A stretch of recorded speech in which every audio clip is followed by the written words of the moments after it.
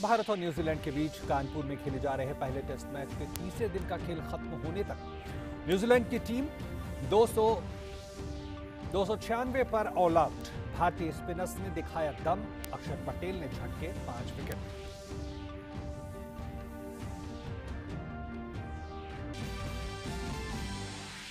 और Indonesia open में भारतीय बैडमिंटन स्टार पीवी सिंधु का सफर सेमीफाइनल में समाप्त। थाईलैंड की इतानोन ने कड़े मुकाबले में सिंधु को दी शिकस्त।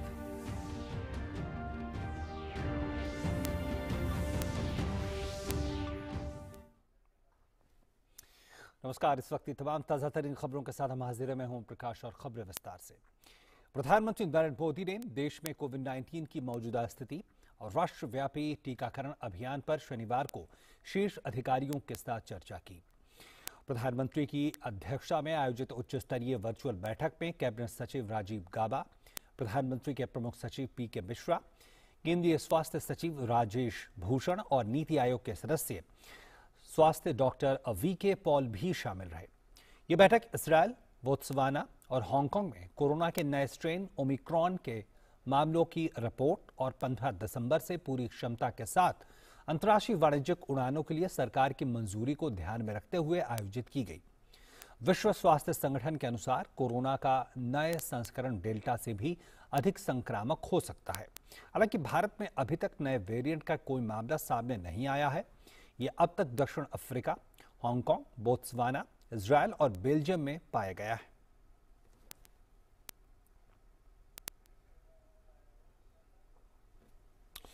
केंद्रीय कृषि मंत्री नरेंद्र सिंह तोमर ने कहा है कि प्रकाश पर्व के अवसर पर प्रधानमंत्री नरेंद्र मोदी तीनों कृषि कानूनों को रद्द करने की उन्होंने घोषणा की थी।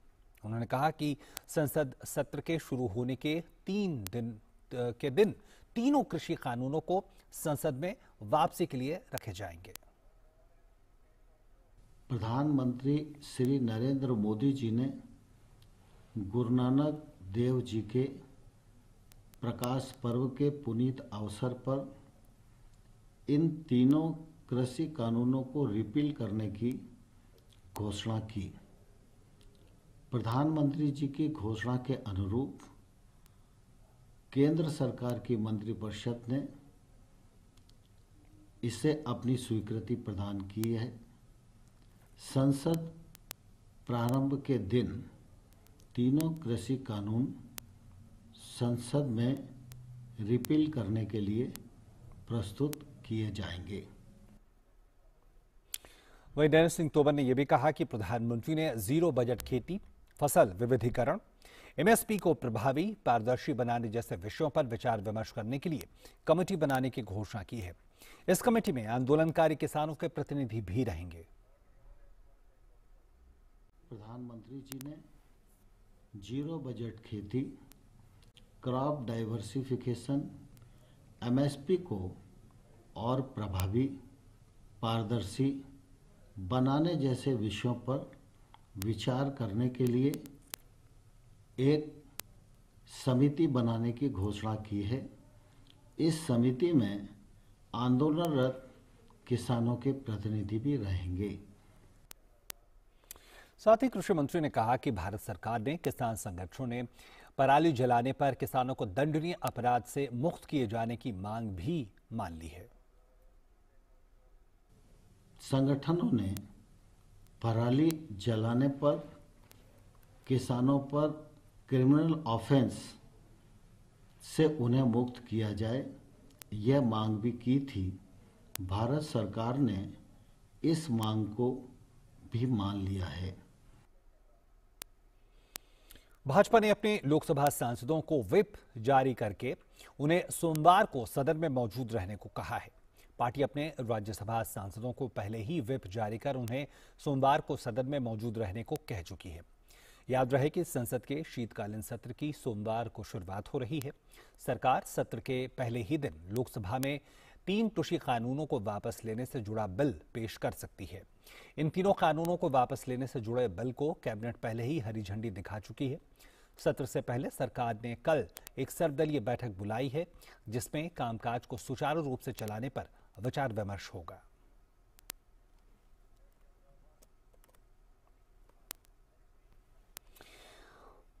राष्ट्रपति रामनाथ कोविंद ने देश भर की अदालतों में लंबित मामलों को कम करने के लिए सभी संबंधित पक्षों को मिलजुल कर काम करने को कहा है।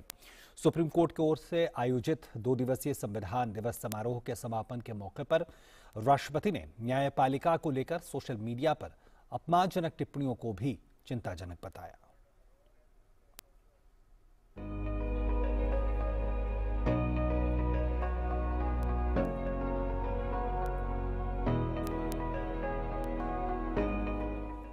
राष्ट्रपति रामनाथ कोविंद ने अदालतों में लंबित मामलों की बढ़ती संख्या पर चिंता जाहिर करते हुए कहा कि इससे जुड़े सभी पक्षों को इस समस्या से निपटने के लिए जरूरी कदम उठाने चाहिए। राष्ट्रपति ने कहा कि यह सिर्फ आंकड़ों का मामला नहीं है, बल्कि आर्थिक प्रगति और विकास पर भी इसका नकारात्मक असर पड़ता है। The issue of pendency has ramifications for economic growth and development too. It is high time all stakeholders find a way out by keeping national interest above all. Technology can be a great ally in this process. जजों की कमी को दूर करने के लिए राष्ट्रपति ने अखिल भारतीय स्तर पर परीक्षा के जरिए उच्च न्यायपालिका में भी नियुक्ति पर विचार करने का सुझाव दिया। Independence of the judiciary is non-negotiable. Without diluting it to the slightest degree, can a better way be found to select judges for the higher judiciary? For instance, there can be an All India Judicial Service which can select, nurture and promote the right talent right from the lower levels to the higher levels.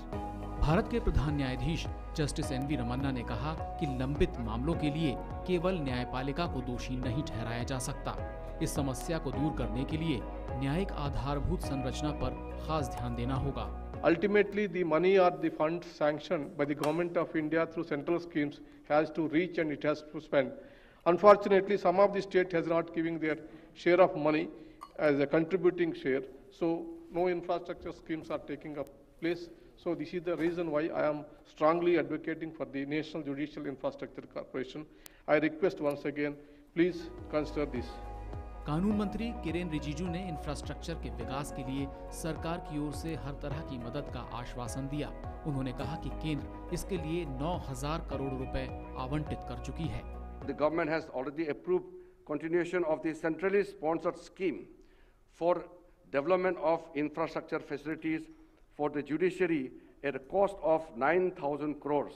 The present government is sensitive to the needs of providing well-equipped judicial infrastructure to judiciary to facilitate administration of justice in a manner that allows easy and timely delivery of justice to all.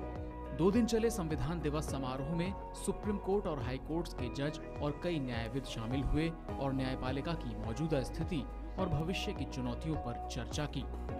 Vikas Sarathi, DD news, Delhi. Uttar Pradesh के काशी में भाजपा ने जौनपुर के कार्यकर्ताओं के लिए booth कार्यक्रम का आयोजन किया। प्रदेश में चल रहे चौथे स्तर के बूथ कार्यक्रम को संबोधित करते हुए रक्षा मंत्री राजनाथ सिंह ने कहा कि उत्तर प्रदेश के आगामी विधानसभा चुनाव में भाजपा को 3/4 बहुमत के साथ सरकार बनाने से दुनिया की कोई भी ताकत नहीं रोक सकती है। मेरा विश्वास पक्का हो गया है, उत्तर प्रदेश में भारतीय जनता पार्टी की 3/4 बहुमत से सरकार बनाने से अब दुनिया की कोई भी ताकत नहीं रोक सकती। राजनाथ सिंह ने कहा कि उत्तर प्रदेश के मुख्यमंत्री योगी आदित्यनाथ के नेतृत्व में राज्य में देशी और विदेशी दोनों को मिलाकर 5.25 लाख करोड़ का निवेश हुआ है। उत्तर प्रदेश में कानून और व्यवस्था के हालात ठीक होने का ही परिणाम है। क्या आपको जानकर आश्चर्य होगा, हर कार्यकर्ता नोट कर ले, 5.25 लाख करोड़ रुपए का निवेश हुआ है, देशी और विदेशी। यहाँ पर उद्योग लगाने के लिए, यहाँ पर फैक्ट्रियां लगाने के लिए हुआ है। आज तक उत्तर प्रदेश के इतिहास में लाख करोड़ रुपए का कभी नहीं हुआ है। 4 वर्षों के अंदर हमारी सरकार ने, योगी जी की सरकार ने करके दिखा दिया है कि 5.25 लाख करोड़ रुपए का निवेश। और इस मौके पर उत्तर प्रदेश के मुख्यमंत्री योगी आदित्यनाथ ने कहा कि भाजपा सरकार के पिछले 4 साल के शासनकाल के दौरान प्रदेश में एक भी दंगा नहीं हुआ है, भ्रष्टाचार पर लगाम लगी है और अराजकता समाप्त हुई है। आपने देखा होगा 4.5 वर्ष तक वे आस्था में खलल नहीं डाल पाए, प्रदेश में दंगा नहीं करा पाए, प्रदेश में अपहरण का उद्योग उनका जो चलता था वो पूरी तरह बंद हो गया, प्रदेश में अराजकता नहीं फैला पाए, बेईमानी और भ्रष्टाचार के रास्ते बंद हो गए, नौजवानों के साथ खिलवाड़ होना बंद हो गया, किसानों का शोषण बंद हुआ, वहां बेटियों की सुरक्षा के साथ खिलवाड़ करने की जिस तमन्ना के साथ वे कार्य करने के लिए आए थे, जब ये बंद हुआ तो स्वाभाविक एक परेशानी आज उनकी दिख रही है, जब वे चिन्ना को महिमामंडित करने का प्रयास कर रहे हैं। कोरोना को खत्म करने के लिए चल रही मुहिम हर घर दस्तक के तहत आज नई दिल्ली में कोरोना वैक्सीनेशन कैंप का आयोजन किया गया। इसमें केंद्रीय मंत्री मीनाक्षी लेखी ने शिरकत करते हुए कहा कि देश में कोरोना के खात्मे के लिए वैक्सीनेशन होना आवश्यक है। उन्होंने कहा कि उनके लोकसभा क्षेत्र में इस मुहिम के तहत अभी तक 3 कैंप का आयोजन हो गया है। उन्होंने बताया कि कैंप के आयोजन के लिए जनता को जागरूक किया जाता है, फिर किस संस्था की मदद और सरकारी सहयोग से कैंप का आयोजन होता है। मीनाक्षी लेखी ने आह्वान किया कि सभी लोग कोरोना वैक्सीन लगवाएं ताकि कोरोना से निजात मिल सके। हमारे सब भाई बहन सुरक्षित रहें और देश में किसी भी देशवासी को किसी कारण से तकलीफ ना हो, यही प्रयास है। और सबसे बड़ी बात है कि ये सब लोग सुबह से शाम रोटी रोजी के वजह से अपना घर छोड़ के निकल जाते हैं और इसी कारण अपने आप को रजिस्टर नहीं करा पाते और वैक्सीन भी नहीं ले पाते। लेकिन भारत की बनी हुई वैक्सीन ने बहुत अच्छा काम, बहुत अच्छा नतीजा दुनिया भर के सामने दिखाया है। हमारा कोई भाई बहन इससे बचा न रहे। उत्तराखंड में कोविड के बढ़ते मामलों को लेकर मुख्यमंत्री पुष्कर सिंह धामी ने कहा है कि राज्य में कोविड टेस्टिंग और दिशा निर्देशों को लेकर पूरा ध्यान रखा जा रहा है। उन्होंने कहा कि हम सजग हैं, हम कोशिश कर रहे हैं कि इसे हर प्रकार से रोका जाए। जो भी जरूरी इंतजाम है वो सब किए जाएंगे। हमारा पूरा ध्यान है टेस्टिंग को लेकर भी और गाइडलाइन को लेकर भी। हम पूरी तरह से सजग हैं और हम कोशिश कर रहे हैं कि हर प्रकार से जो है उसको रोका जाएगा और जो भी जरूरी एहतियातन जो जरूरी इंतजाम है वो इंतजाम हम सकते हैं। दक्षिण अफ्रीका में मिले कोरोना वायरस के नए वेरिएंट ने दुनिया की चिंता बढ़ा दी है। विश्व स्वास्थ्य संगठन ने शुक्रवार को इस मुद्दे पर एक अहम बैठक की। विश्व स्वास्थ्य संगठन ने नए स्ट्रेन को ओमिक्रॉन नाम दिया है। बोत्सवाना, बेल्जियम, इजरायल और हांगकांग में अब तक इसके कई केस मिल चुके हैं। उधर America, Canada, Britain, Israel, Japan, Singapore और यूरोपीय संघ ने दक्षिण अफ्रीका से आने वालों पर यात्रा प्रतिबंध लगा दिए हैं। अमेरिका ने सोमवार से दक्षिण अफ्रीका और आसपास के 7 देशों पर यात्रा प्रतिबंध का ऐलान किया है। 27 देशों वाले यूरोपीय संघ ने दक्षिण अफ्रीका से हवाई यात्रा पर अस्थायी प्रतिबंध लगा दिया है। वहीं ब्रिटेन की हेल्थ सिक्योरिटी एजेंसी ने कोरोना के नए वेरिएंट B11529 को वेरिएंट अंडर इन्वेस्टिगेशन घोषित किया है।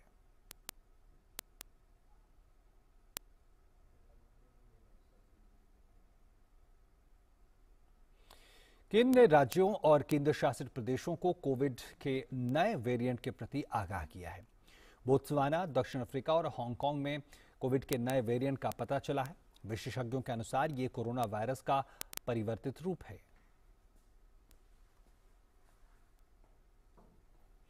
और केंद्रीय स्वास्थ्य सचिव राजेश भूषण ने सभी राज्यों और केंद्र शासित प्रदेशों को पत्र लिखा है और इसमें उन देशों से आने वाले सभी यात्रियों की कड़ी जांच सुनिश्चित करने को कहा है।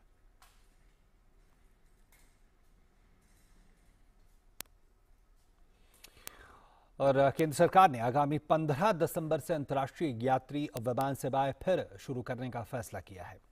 भारत ने कोविड महामारी के कारण पिछले वर्ष 23 मार्च को अंतर्राष्ट्रीय सेवाएं निलंबित कर दी थी। नागरिक उड्डयन महानिदेशालय ने एक परिपत्र में कहा है कि स्थिति की समीक्षा करने के बाद यह निर्णय लिया गया है।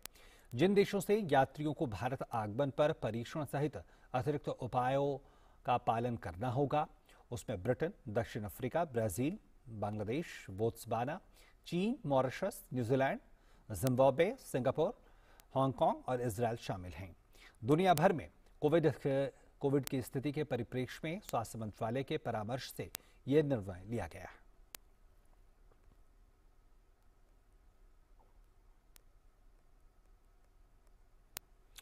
गोवा में आयोजित इफी कार्यक्रम में भाग लेते हुए आज सूचना और प्रसारण मंत्रालय में अतिरिक्त सचिव नीरजा शेखर ने वहां का जायजा लिया।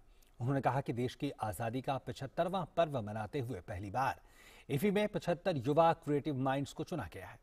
इससे से ज्यादा जनता की भागीदारी इफी में हो सके। हमारे साथ सूचना और प्रसारण मंत्रालय में एडिशनल सचिव नीरजा शेखर जी आइए उनसे बात करते हैं। नीरजा जी, बहुत बहुत शुक्रिया हमसे बातचीत करने के लिए। नीरजा जी, पहले तो इफी में आना कैसा एक्सपीरियंस है, कैसा लग रहा है आपको माहौल देखकर? आपने एक बहुत लंबा राउंड लिया है, सब सेक्शंस आपने देखे हैं, कैसा एक्सपीरियंस? बहुत खूबसूरत, और सबसे ज़्यादा लोगों का जो रिस्पांस है इफ़ी के प्रति, फिल्म मेकर्स आए हुए हैं, ऑडियंस आई हुई है और कमिटेड ऑडियंस आई हुई है। बहुत खूबसूरत लग रहा है फिल्म मेकर्स के साथ मिलकर बात कर और स्टॉल्स लगे हुए हैं, बहुत सारी इन्फॉर्मेशन दी जा रही है। इट्स सो फेस्टिव, बहुत खूबसूरत है। कई सारी नई चीज़ें इस बार इफ़ी में हुई हैं। ब्रिक्स फेस्टिवल पहली बार पैरेलल हो रहा है, वर्ल्ड का बेस्ट सिनेमा यहाँ पर लाया गया है। 75 क्रिएटिव माइंड्स ऑफ टुमारो जो मंत्रालय का अपना इनिशिएटिव था, उसको बहुत अच्छा रिस्पांस मिला है। युवा फिल्मकार बहुत खुश नज़र आए हमें। इन सारी एडिशंस को आप कैसे देखते हैं? इफ़ी दिन ब दिन और ज़्यादा खूबसूरत और रंग बिरंगा होता जा रहा है। बिल्कुल सही कहा। आइडिया यही है कि international film festival of India है और इसके दायरे हमने और बढ़ाने हैं, घर घर लेकर जाना है, देश के हर कोने में लेकर जाना है। तो इस बार जो पहली बार किया कि 75 साल हैं स्वतंत्रता के, तो हम 75 कम से कम एक टोकन है कि 75 लोगों को हम क्रिएटिव माइंड्स जो हैं हमारे देश के, इनको हमने चुना, एक ज्यूरी बनी, उनकी फिल्म्स को सिलेक्ट किया गया, एक बाकायदा प्रोसेस के साथ उनको लेकर आया गया। तो एक फ्यूचरिस्टिक जो बोर्ड दिया गया है इसको, वो बहुत हमारे लिए एक आशा की किरण की तरह है कि हमें और आगे इसको लेकर जाना है। तो हर बार इफ़ी में नई नई चीज़ें करने का प्रयास रहता है। थैंक यू सो मच हमारे साथ बातचीत करने के लिए और अपने एक्सपीरियंस हमारे साथ बांटने के लिए। बहुत बहुत शुक्रिया। 10 जनवरी 2022 को शुरू होने जा रहे 10वीं वाइब्रेंट गुजरात ग्लोबल समिट का उद्घाटन प्रधानमंत्री नरेंद्र मोदी करेंगे। इस अवसर पर कई राज्यों के मुख्यमंत्री और दूसरे देशों के वरिष्ठ गणमान्य नेता, केंद्रीय मंत्री, बहुपक्षीय संगठनों के प्रतिनिधि और उद्योगपति उपस्थित रहेंगे। 2 दशकों में जीवंत अर्थव्यवस्था के क्षेत्र में गुजरात ने जो गति पकड़ी है, उसे और धार देने के लिए जनवरी 2022 में होने जा रहे वाइब्रेंट गुजरात ग्लोबल समिट की इस बार की थीम है आत्मनिर्भर गुजरात से आत्मनिर्भर भारत। 2003 में गुजरात के तत्कालीन मुख्यमंत्री रहे प्रधानमंत्री नरेंद्र मोदी ने इसकी शुरुआत की थी, जिसका नतीजा है कि पिछले 2 दशकों में गुजरात लचीली, जवाबदेह और जीवंत अर्थव्यवस्था विकसित करने में देश में अव्वल रहा है। गांधीनगर में होने जा रही 10वीं गुजरात वाइब्रेंट ग्लोबल समिट में 15 से अधिक देश साझेदार होंगे। गुजरात सरकार की ओर से आयोजित होने वाला वाइब्रेंट गुजरात निवेशक सम्मेलन 10 से 12 जनवरी तक गांधीनगर में होगा। इस समिट के कर्टन रेजर इवेंट पर गुजरात के मुख्यमंत्री भूपेंद्र पटेल ने कहा कि भारतीय कारोबारी और दुनिया भर के औद्योगिक जगत के दिग्गज बिजनेस के लिए गुजरात को पसंदीदा इन्वेस्टमेंट डेस्टिनेशन मानते हैं। 2021 में गुजराते देश में सौथी वधु 21.9 बिलियन US એટલે કે 1.63 લાખ કરોડ જેટલું FDI મેળવ્યું હતું। સમગ્ર દેશે મેળવેલા FDIના 37% જેટલું એકલા ગુજરાતે મેળવ્યું છે।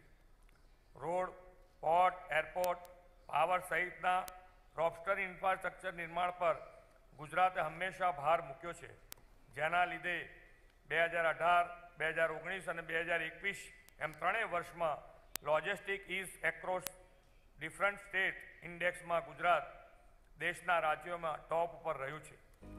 इसके साथ ही देश विदेश के उद्यमियों को आकर्षित करने के लिए दिसंबर माह में भारत के 6 बड़े शहरों दिल्ली, मुंबई, बेंगलुरु, लखनऊ, हैदराबाद और चेन्नई में वाइब्रेंट गुजरात ग्लोबल समिट को लेकर रोड शो का भी आयोजन किया जाएगा।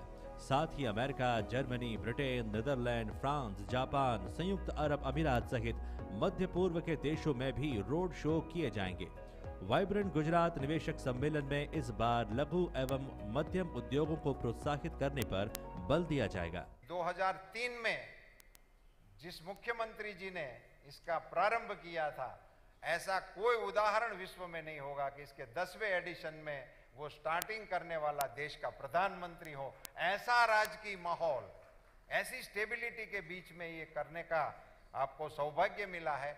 इकोसिस्टम क्रिएट करने के लिए पिछले 20 साल से हुए प्रयास, ये प्रयास के नतीजे ये है कि आज गुजरात इंडिया का इन्वेस्टमेंट के लिए बेस्ट डेस्टिनेशन बन के उभरा है।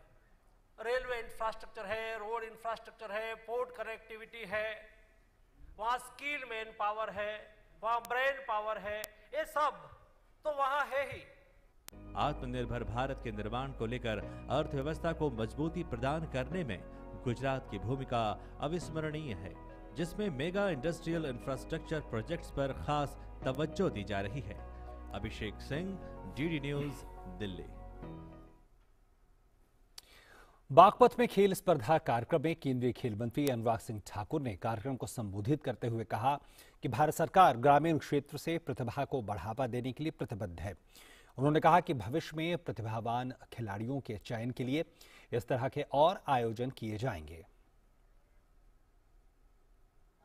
ग्रामीण क्षेत्रों में हुनर को ढूंढने भी आएंगे। ऐसी आयोजनों से देखेंगे कौन अच्छा खेलता है, उनको चुना जाएगा, परखा जाएगा, निखारा जाएगा और उनको तराश कर हीरा बनने के लायक बनाया जाएगा, ताकि हिंदुस्तान का नाम रोशन करें। भविष्य के रवि दैया ऐसे ही दंगल से निकल कर आएंगे, इस बात का विश्वास भी मुझे पूरा है मेरे भाई। विपक्ष पर तंज कसते हुए केंद्रीय खेल मंत्री अनुराग सिंह ठाकुर ने कहा कि अखिलेश यादव दंगों का आयोजन करते हैं, जबकि भाजपा सरकार प्रतियोगिताएं आयोजित करती है। अगर अपने खिलाड़ियों को आगे बढ़ने का अवसर दे रहे तो क्या बुराई है? अगर नशे से दूर रख रहे तो क्या बुराई है? अगर खेलों में आगे बढ़ने का मौका दे रहे तो क्या बुराई है? अरे अखिलेश यादव कहता है कि ये सांसद खेल महाकुंभ कराते हैं, सांसद खेल स्पर्धा कराते हैं। अरे अखिलेश भाई सुनो, तुम दंगे कराते हो, हम दंगल करवाते हैं मेरे भाइयों। कानपुर में खेले जा रहे पहले टेस्ट मैच के तीसरे दिन न्यूजीलैंड की पहली पारी 296 रनों पर ऑल आउट हो गई है। तीसरे दिन न्यूजीलैंड ने अपने दूसरे दिन के स्कोर 129 रन से आगे खेलना शुरू किया।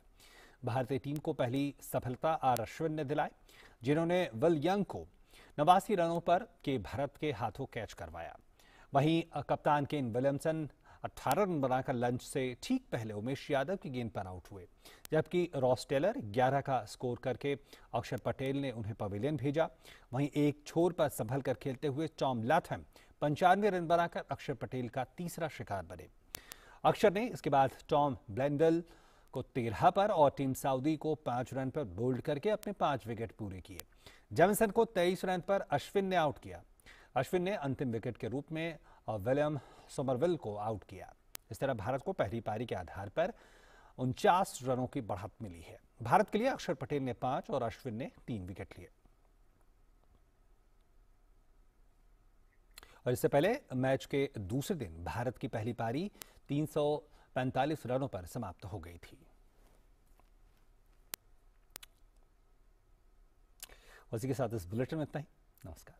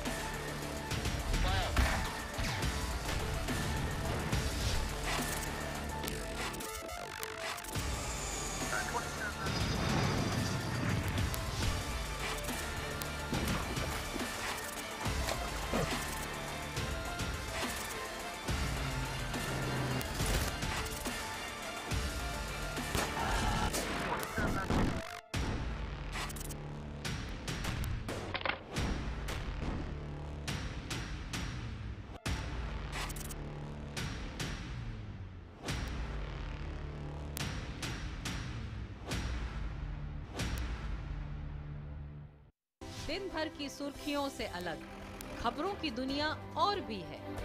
खबरें जो आपको दे नया नजरिया, खबरें जिसमें दिखे समाज की परछाई, ऐसी खबरें जो कहती हैं न्यू इंडिया की कहानी। खबरें जो है अनछुई, कुछ खट्टी कुछ मीठी, हम लाते हैं आपके लिए ढूंढकर। खबर हटकर सोमवार से शुक्रवार दोपहर 3:30 बजे और शाम 5:30 बजे सिर्फ डीडी न्यूज पर।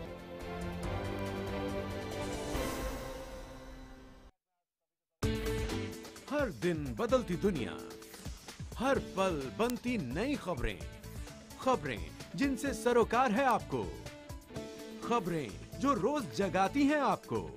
ताजा और वास्तविक समाचारों से दिन की सही शुरुआत डीडी न्यूज के साथ। नया सवेरा सोमवार से शुक्रवार सुबह 8 बजे सिर्फ डीडी न्यूज पर।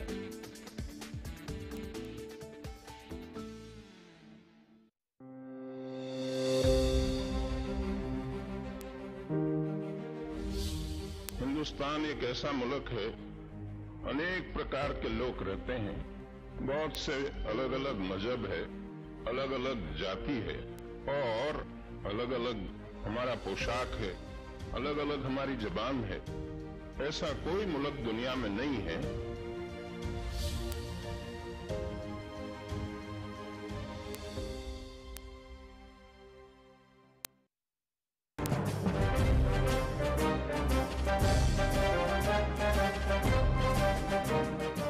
आप संगठित शक्ति से शांति और अहिंसा पूर्वक आत्म बलिदान करने के लिए जल्द से जल्द तैयार हो जाइए। न मालूम कब बिगुल बजे।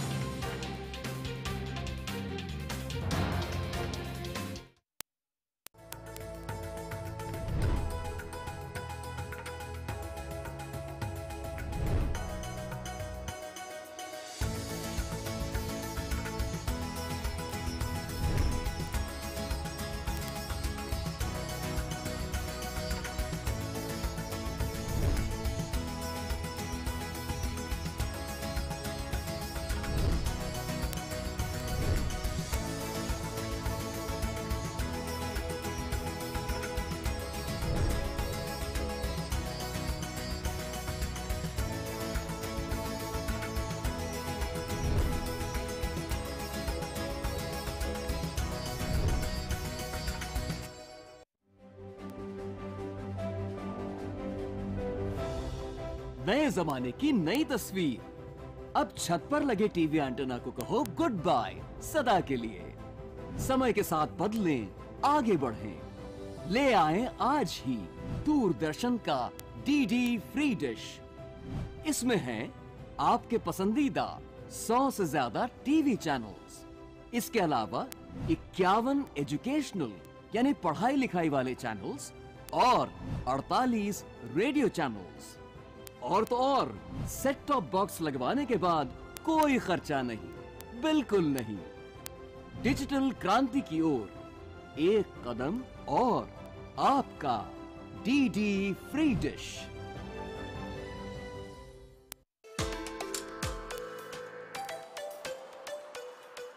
नई रिलीज फिल्मों से क्लासिक फिल्मों की कहानियों तक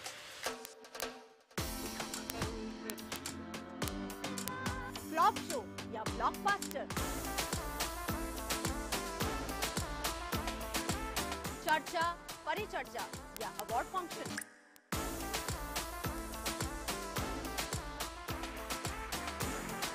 सिनेमा, टीवी और ओटीटी तक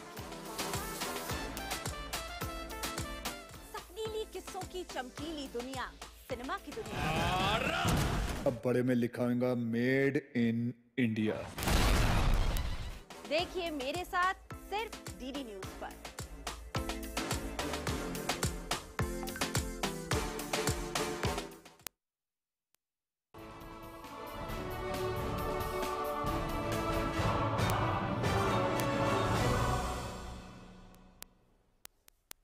नमस्कार, मेरा हक में आप सभी का स्वागत है। मैं हूं संतोष चौधरी। कोरोना जैसी विश्वव्यापी जब संकट चल रहा था तभी सरकार ने एक बड़ा फैसला लिया कि प्रधानमंत्री गरीब कल्याण अन्न योजना की शुरुआत की। मार्च 2020 में इसकी शुरुआत की गई थी, इसको कई बार विस्तार भी दिया गया और अब मार्च 2022 तक इसको बढ़ा दिया गया है। इसका मकसद यही था कि देश के वो लोग जिनके पास खाने के लिए कुछ नहीं या फिर रोजगार की संभावनाएं नहीं, उनको कम से कम राशन समय पर मिलता रहे। और अभी लगभग देश के 80 करोड़ से ज्यादा लोग इस योजना का सीधे तौर पर लाभ उठा रहे हैं। ये कहा जा सकता है कि विश्व में एक सबसे बड़ी ऐसी योजना है जो राशन वितरण करती है।